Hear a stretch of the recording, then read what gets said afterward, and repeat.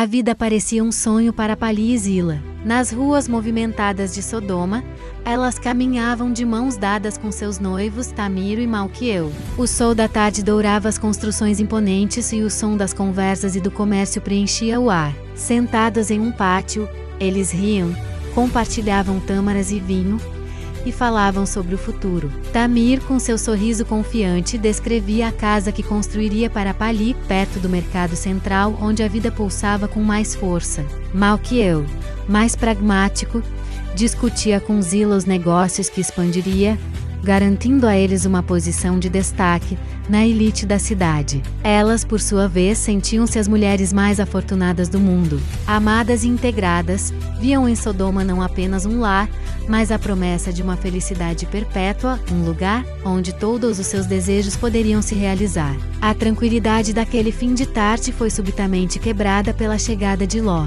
Seu rosto estava pálido, a respiração ofegante e seus olhos carregavam uma urgência aterrorizante. Ele agarrou os braços de Tamiro e Malquiel, implorando para que o ouvissem. "Precisamos sair", ele disse, a voz trêmula. "Esta cidade. Esta noite ela será destruída. Um fogo do céu a consumirá." A princípio, os rostos dos jovens noivos expressaram apenas confusão. A ideia era tão absurda, tão fora da realidade que conheciam. Lentamente, a confusão deu lugar à incredulidade e, por fim, a um sorriso de escárnio. A tensão no rosto de Ló parecia apenas alimentar a diversão deles. A incredulidade se transformou em zombaria aberta. Eles soltaram gargalhadas altas que ecoaram pelo pátio. "O velho está delirando", zombou Tamir, afastando a mão de Ló com desprezo. "Deixar Sodoma? Por quê? A vida aqui é perfeita." Malquiel gesticulou para a opulência ao redor, os tecidos finos, as joias, a arquitetura grandiosa. "Olhe para isso, Ló. Que Deus destruiria tanta beleza e prosperidade? Você enlouqueceu com suas fábulas de castigo divino." Quando Pali e Zila se aproximaram, atraídas pelo barulho, encontraram a cena devastadora. Seus noivos rindo abertamente de seu pai. O coração dela se partiu. "Pai, o que está acontecendo?" perguntou Pali, enquanto Zila tentava defender a sanidade de Ló. Mas seus apelos foram recebidos com o mesmo desprezo arrogante. "Suas filhas, Ló, deveriam ter mais juízo", disse Malquiel, com um tom condescendente. Ele se virou para Zila e Pali, oferecendo um sorriso sedutor. "Esqueçam esse medo tolo do seu pai. Fiquem conosco. A noite será de festa, não de destruição. Por que trocar a certeza dos nossos braços pela fantasia de um velho assustado?" Naquele momento, as irmãs enfrentaram a escolha mais cruel de suas vidas.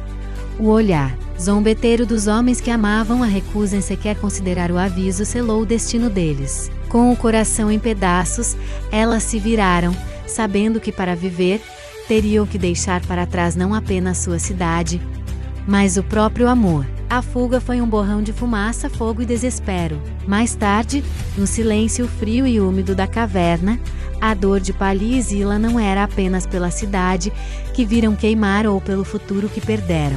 O que assombrava suas mentes, repetindo-se em um eco cruel, eram as lembranças daquela tarde. A imagem mais dolorosa, mais cortante que qualquer chama, era do riso de Tamir e Malquiel. As palavras zombeteiras, a arrogância inabalável, o desprezo nos olhos daqueles que um dia prometeram amá-las. O luto delas não era apenas pela perda de seus noivos, mas pela tragédia de um amor destruído pela incredulidade e pela soberba de quem, diante da chance de salvação, escolheu rir. A história que vamos contar hoje é uma que muitos pensam conhecer, mas raramente é vista por esta perspectiva. Vamos mergulhar no coração de duas jovens cujos sonhos e futuros foram incinerados juntamente com a cidade de Sodoma. Esta não é apenas uma história de destruição, mas um relato sobre o amor perdido e o luto avassalador das filhas de Ló. Sob o céu da planície, em meio aos jardins e à arquitetura vibrante de Sodoma, o amor florescia para as filhas de Ló. Pali e Zila, jovens e cheias de esperança, viviam os dias doces do noivado.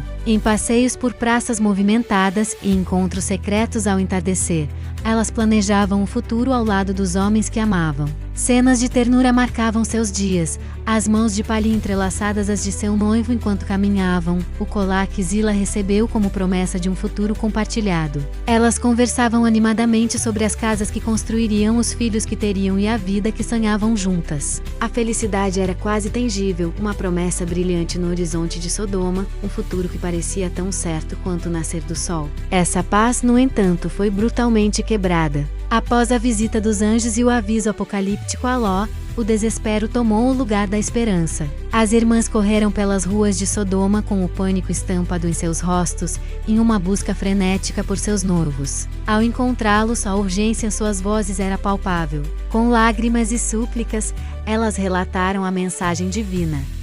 A cidade seria destruída, e eles precisavam fugir imediatamente com suas famílias. Elas descreveram a fúria iminente e o fogo que consumiria tudo. Mas seus apelos foram recebidos com escárnio. Os noivos, em meio a risadas e incredulidade, zombaram da advertência, considerando-a apenas mais uma história absurda de seu futuro sogro. A recusa foi firme e definitiva, selando seus destinos e partindo os corações de Pali e Zila. O momento da despedida foi um dos mais cruéis que se pode imaginar. Forçadas por seu pai e pelos mensageiros celestiais, as jovens tiveram que virar as costas para os homens que amavam. Os olhos cheios de lágrimas, os corações em pedaços, elas deixaram para trás não apenas seus noivos, mas a própria vida que haviam sonhado. Enquanto a família de Ló iniciava sua fuga desesperada pelas planícies, uma visão fugaz e devastadora se apresentou. Lá atrás, em Sodoma, seus amados continuavam a festejar, bebendo e celebrando, completamente alheios à catástrofe que se abateria sobre eles em instantes. A tragédia se intensificou quando, num ato de saudade e desespero, a mãe delas olhou para trás,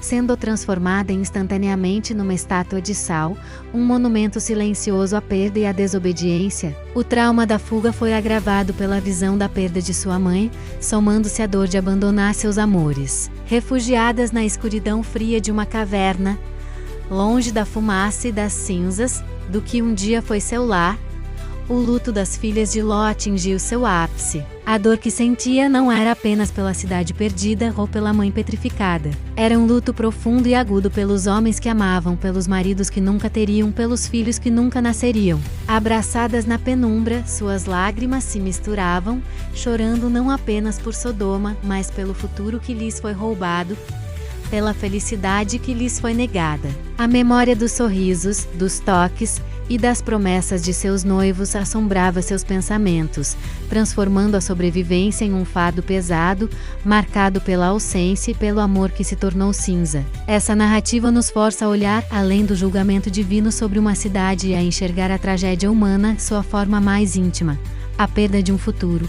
O luto por um amor que nunca pôde ser plenamente vivido. A história das filhas de Ló é um lembrete sombrio de como, em meio a grandes eventos, as perdas pessoais podem ser as mais devastadoras. Próspera. Vemos mercados movimentados, pessoas rindo.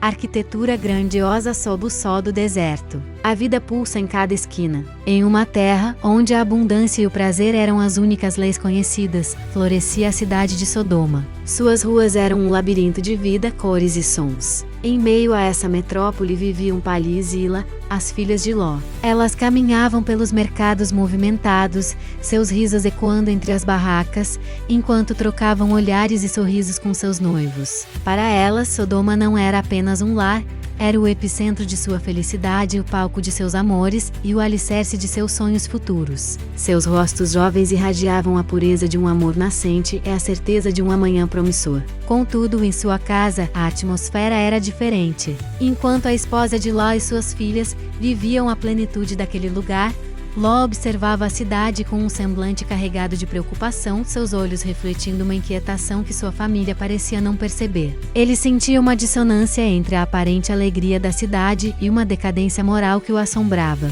CN, a casa de Ló. Anoitecer, dois estranhos com auras serenas chegam à porta de Ló. A noite cai rapidamente.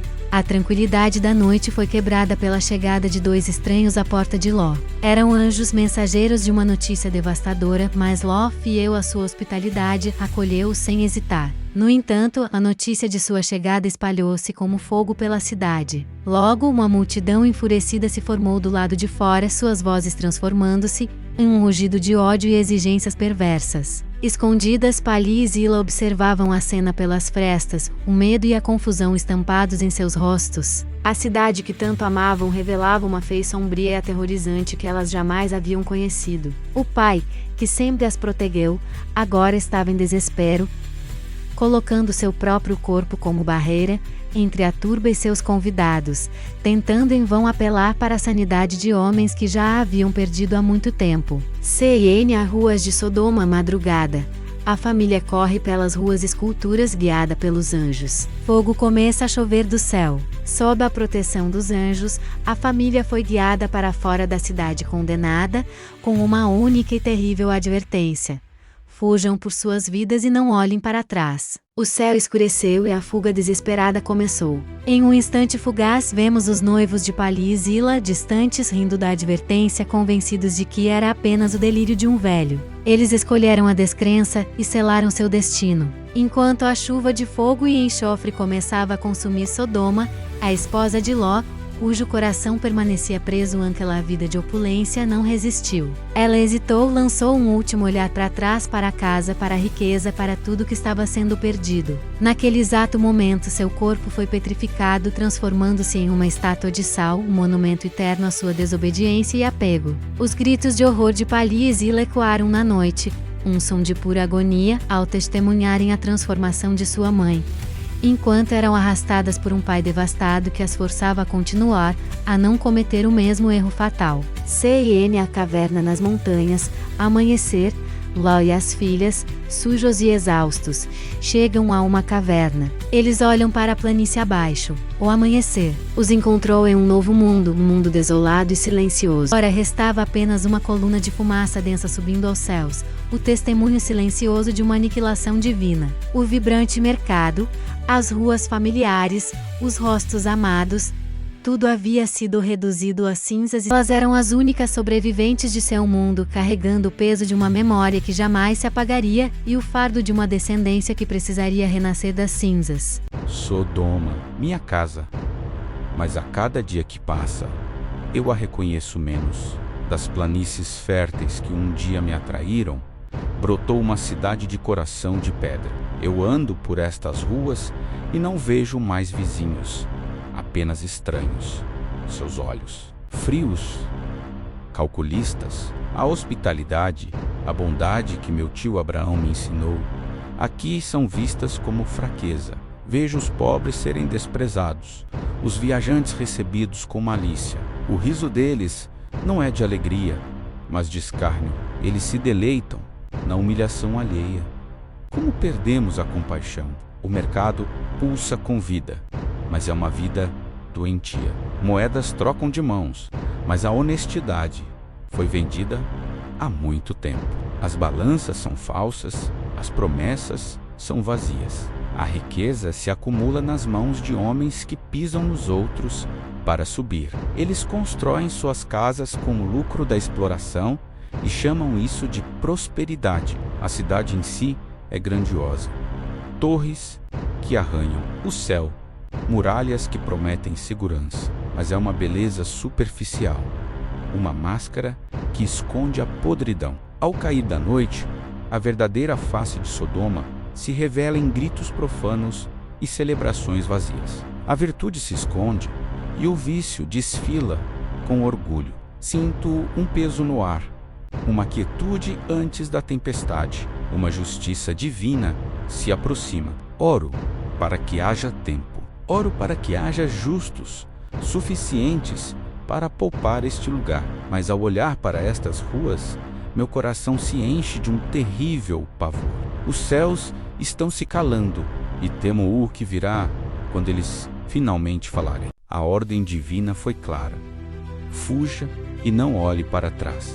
Minha fé me compele a obedecer, mas cada passo rasga minha alma. A mão do anjo em meu ombro era um toque de urgência. um lembrete severo de que a misericórdia de Deus nem sempre é suave. Cada passo para longe de Sodoma é um passo para dentro de um deserto de incertezas. A obediência nunca me pareceu tão dolorosa, tão próxima da traição a tudo o que construí. Minha casa, meus amigos, a vida que forjei com suor e preces, tudo está prestes a se tornar cinzas. Eu confio no Senhor, mas meu coração chora por Sodoma. É a justiça que cai do céu, ou apenas a perda de tudo que eu já amei. A fé exige que eu aceite, mas a dor me faz questionar. O chão treme sob meus pés e o rugido distante do fogo divino é uma sinfonia apocalíptica que ecoa em minha mente. Fecho os olhos com força, tentando bloquear os sons da destruição, os gritos que imagino virem da cidade condenada. Como pode a retidão divina exigir a aniquilação total? Dentro de mim, a lealdade a Deus trava uma batalha feroz contra o luto por um mundo que, apesar de seus pecados, era o meu mundo. A dúvida se infiltra em minha alma, como a fumaça tóxica que agora sobe aos céus. Ela se foi. Um olhar para trás, um adeus ao nosso passado, e a promessa de Deus se torna minha. Onde está a misericórdia nisso, Senhor? Perda. Caio de joelhos, socando a terra árida, a poeira se misturando às lágrimas que finalmente me permitem chorar. Minha fé se despedaça contra a dureza da justiça divina. A salvação que me foi prometida tem o gosto amargo da desolação mais profunda. Resta apenas caminhar. Minha fé não é mais cega, ela está ferida, manchada pela perda. Sigo em frente, não por entender o plano divino, mas porque é a única coisa que me resta. Um homem que perdeu tudo, menos a ordem de continuar. Levanto-me, o corpo pesado como se carregasse o peso da cidade destruída em meus ombros. Não ouso olhar para trás, não mais. O futuro é uma tela em branco e meu coração, uma paisagem devastada. Quando entramos em Sodoma, o peso do julgamento divino repousava sobre nossos ombros. A cidade respirava uma corrupção que se infiltrava em cada ruela e praça, um fedor espiritual que agredia nossa essência celestial. Em meio àquela hostilidade palpável, um homem nos viu. Seu nome era Ló, um justo perdido em um oceano de iniquidade. Ele correu em nossa direção, não com a malícia que víamos nos outros, mas com um coração aberto, insistindo que aceitássemos a segurança de seu lar. Aquele simples ato de bondade era uma luz solitária, um frágil farol na escuridão avassaladora que estávamos prestes a julgar. Dentro das paredes da casa de Ló, o contraste era chocante. A hospitalidade sincera de sua família era um bálsamo, um alívio momentâneo da podridão que sentíamos pulsar do lado de fora. Foi ali, naquele refúgio improvável, que revelamos o verdadeiro propósito de nossa vinda. Viéramos para confirmar com nossos próprios olhos se a maldade da cidade era, de fato, tão grande quanto o clamor que subia incessantemente aos céus. A justiça divina exigia uma testemunha e nós éramos os emissários encarregados de verificar a verdade antes que a sentença final fosse proferida. A confirmação não tardou. A casa foi subitamente cercada por uma multidão enfurecida. Gritos depravados e exigências. Vias ecoavam pela noite. Homens de todas as idades, clamando para que Ló nos entregasse a eles para satisfazer seus desejos perversos. A malícia humana, em sua forma mais crua e desafiadora, se revelava sem máscaras. Naquele momento, qualquer dúvida que pudesse existir foi aniquilada. A perversidade de Sodoma não era um exagero, era uma realidade hedionda. Para nós, foi a prova irrefutável.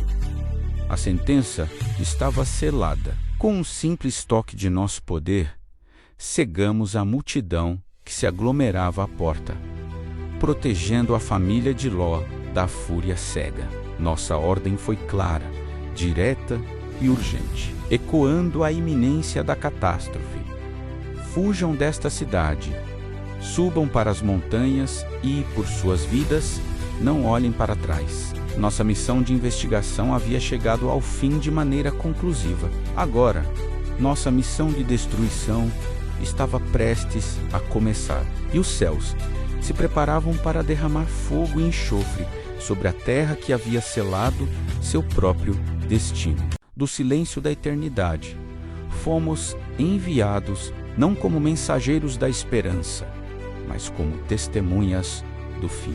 Diante de nós, Sodoma, um coração que pulsava veneno, ignorando o céu que a observava. Cada passo era um mergulho mais fundo na escuridão que eles chamavam de vida. O ar era denso com o cheiro do orgulho e da corrupção. O clamor contra este lugar havia chegado aos céus, mas aqui ninguém ouvia.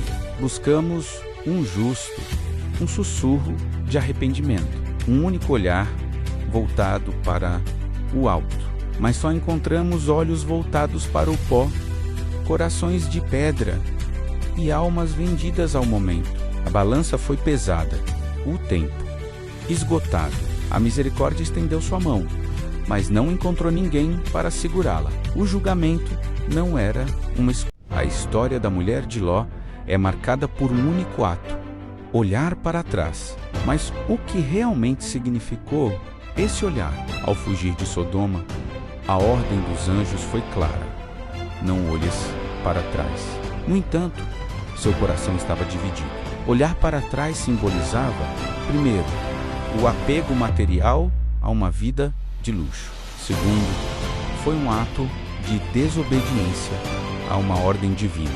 E, mais profundamente, revelou uma falta de fé, uma hesitação em aceitar a salvação. Sua transformação em uma estátua de sal é um lembrete eterno de que, às vezes, para seguir em frente, não podemos olhar para trás. Eu me lembro de Sodoma, não apenas da escuridão que os profetas denunciavam, mas do brilho do sol no mercado, do cheiro das especiarias, da tapeçaria que teci para nossa sala, da risada das minhas filhas ecoando pelas paredes da casa onde nasceram. Meu marido, Ló, um homem justo em meio ao caos, via a podridão que se alastrava, um veneno que infectava a alma da cidade. Ele rezava por nossa libertação, por um escape divino. Eu rezava para que o amanhã fosse como o ontem, apegada aos fragmentos de uma vida que, apesar de tudo, era minha. Naquela noite fatídica, tudo mudou. Dois estranhos, com uma calma sobrenatural e uma luz serena nos olhos, bateram à nossa porta. Eram anjos. Ló sussurrou, mensageiros de uma sentença final. Ele os acolheu com a hospitalidade de nossos pais, mas a cidade não tolerava a pureza. A notícia se espalhou como fogo. Logo uma multidão bestial e enfurecida cercou nossa casa. Os gritos, as ameaças torpes, a violência pulsando no ar. Senti o pavor gelar minha alma. Ló, desesperado, foi à porta, ofereceu minhas próprias filhas para aplacar a fúria deles. Um sacrifício que me rasgou por dentro. Mas eles queriam a profanação. Foi então que nossos visitantes agiram. Uma luz ofuscante, santa e terrível, explodiu da soleira e a multidão recuou, cega e confusa, tateando na escuridão que eles mesmos criaram. A ordem veio em seguida, um sussurro urgente e trovejante. Fujam, fujam por suas vidas, pois a destruição é iminente. Corram para as montanhas, não parem em toda a planície e, acima de tudo, não olhem para trás. Juntamos o que podíamos em pânico e corremos para a escuridão, o som do primeiro trovão divino ecoando atrás de nós. O chão tremia violentamente. Fogo e enxofre choviam do céu, transformando nossa cidade num inferno ardente. Minhas filhas e meu marido corriam, os rostos marcados pelo terror e pela fé cega na ordem divina. Mas meu coração se partia a cada passo. Cada metro de distância era uma facada de perda. Era minha casa, minhas amigas, a roseira que plantei, minha história sendo incinerada e apagada para sempre. Não era simples curiosidade ou desobediência, era a dor insuportável de um adeus não dito, um anseio visceral de testemunhar o fim do meu mundo. Eu parei, o ar queimava meus pulmões. Contra os gritos desesperados de Ló, eu me virei, eu olhei para trás, vi a silhueta da cidade em chamas, uma pira funerária gigantesca, sob um céu que sangrava fúria. E naquele instante um frio cortante antinatural subiu pelos meus pés, paralisando-me. O calor da vida se esvaiu, substituído por uma rigidez cristalina. Minha pele, minhas lágrimas, meu último suspiro. Tudo se transformou em sal. Minha última visão foi a da minha casa se desfazendo em cinzas. E então, o silêncio, apenas uma estátua de sal, uma eterna testemunha do arrependimento, para sempre voltada para o lar que eu não consegui abandonar.